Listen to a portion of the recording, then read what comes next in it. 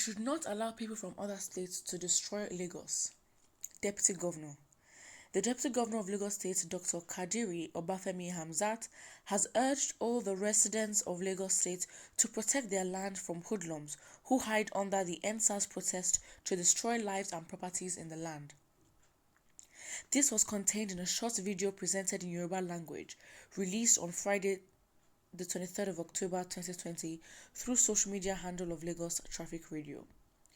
Hamzat said that the protest, which started with the intention to put an end to police brutality, was later hijacked by hoodlums and other parties who have hidden agenda to destroy the heritage and development of Lagos State. He said, when this protest started, the governor intervened, addressed the protesters, and also submitted their request to President Muhammadu Buhari. But now it is glaring that the protest has been hijacked by enemies of the state who has the intention to loot and destroy people's hard-earned investments. Properties destroyed include Lagos State Government's newly acquired BRT buses, King's Palace, Courts, Major Heritage, and so on. We should not allow people from other states to destroy our Lagos, the Deputy Governor begged Lagosians. He, however, appealed to everyone living in Lagos to be vigilant and ensure that their community is protected against hoodlums who have the intention to loot people's properties and destroy lives in the state. Well, first of all, they're not just destroying. Obviously, yes, the hoodlums they're talking about was sent by the government. We all know that, and it's very obvious. Why would peaceful protesters go and destroy government property? The main thing is that they wanted to hijack the protest so they can frame the protesters as being violent. The main thing is when you attack the protesters, it is very likely that there will be a reaction and they will be triggered, and so that aggressive nature might come out. So again, it's a mix of poking into the emotions and pulling the strings of protesters and hijacking their protest just to frame them in the end. And I feel like as protesters we have to be alert and strategic with the way we protest. The thing is, a lot of people were very, very triggered, especially with with the shootings, and it's like, okay, fine, you can't do this to us and there will not be a reaction. And so obviously with government owned things that, to be honest, Lagosians are not benefiting from in terms of the potential of where it could be and the taxes being paid. The public goods right now are not being benefited from by Lagosians to its best capacity, if you understand what I'm saying. So again, I feel like they can burn something that they're not benefiting from, because again, even with the toll gate, it was basically Tinubu's business, and of course because of his profits, then he sent thugs. Well, let's see what the opinions are on this. The destructions witnessed in Lagos were carried out by the same thugs you trained over the years that help you to rig elections. Don't look elsewhere.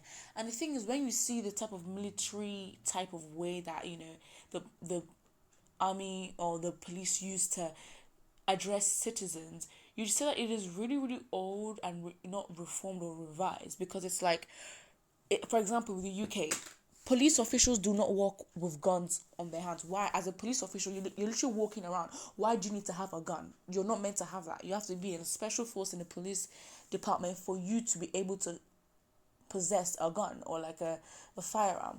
And also,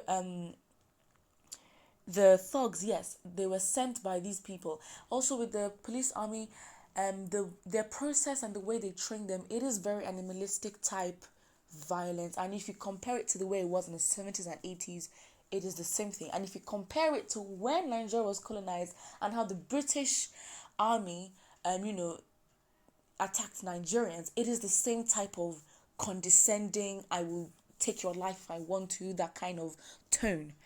Another opinion says, don't bring ethnic coloration into this struggle. If you love Lagosians, you wouldn't have packed COVID-19 palliatives in warehouse while many were being starved to death. You people thought that the leadership is by force and money is the influence that you need. It is total submission of the people's will because of their love and affection of their masters, selfish leaders. Again, I don't think anybody can, the people are really, the leaders are really experts at this point, because it's like the more you try to frame the protesters, we have your own secrets. We will literally open your file and we will literally tell everybody what the problem is with you as well. So it's like you don't come as a leader when you don't lead by example and telling the protesters not to do anything when you are trying to frame them because you are threatened.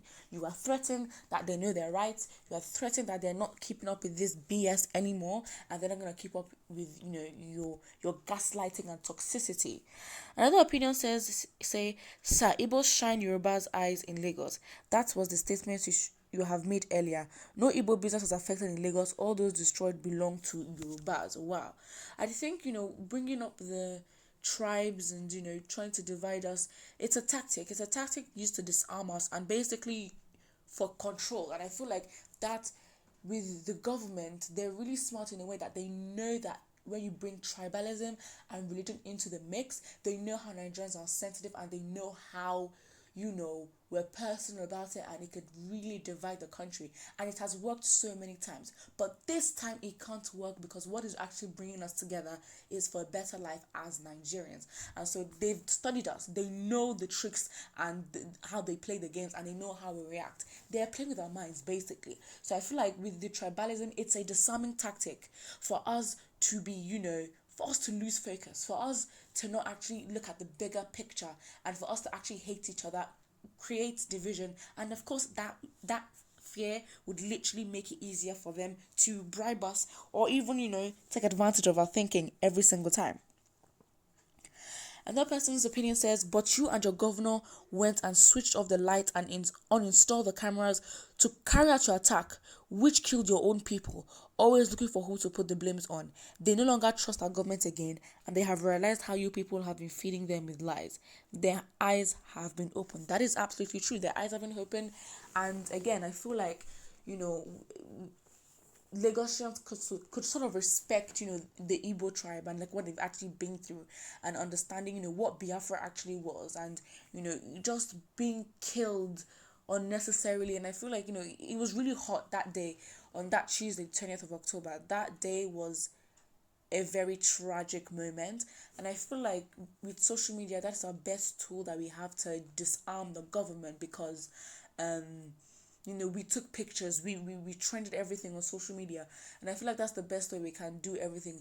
I feel like everything, we just need to be together and not allow these people to put in religion or tribalism into the mix, because we really are going to lose their focus. And again, with the palliatives that they were meant to give out, these people cannot forget we are keeping their record. They can't control us, and we have to be tactically, intelligent. They kept the COVID-19 palliatives, and they said that, because of the NSAS process, they stopped sharing it. And that's absolutely a lie, because the height of the COVID-19 and the lockdown was literally in April, May, and June. Well, that's for the UK.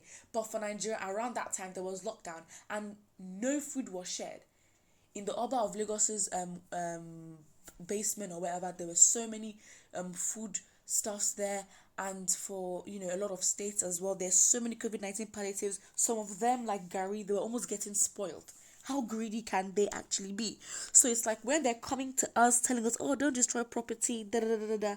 It's like, we also have your records. We can actually play your own records. So who are you to tell us what is and what is not, when you have not led by example? So that is really what it is. And again, riots are the voice of the unheard. So when people are triggered and burning things down, it comes from years and years of undermining, condescending manners, gaslighting, and just being taken advantage of. So when riots happen, it is the voice of the unheard. You haven't listened to them, and we understand that the soft spot for you is money, your infrastructure, and how you make your money. So if you destroy that, that is when your eyes or your ears will be open to seeing our actual pain. Put what you think about this in the comment section below, and do not forget to like and subscribe.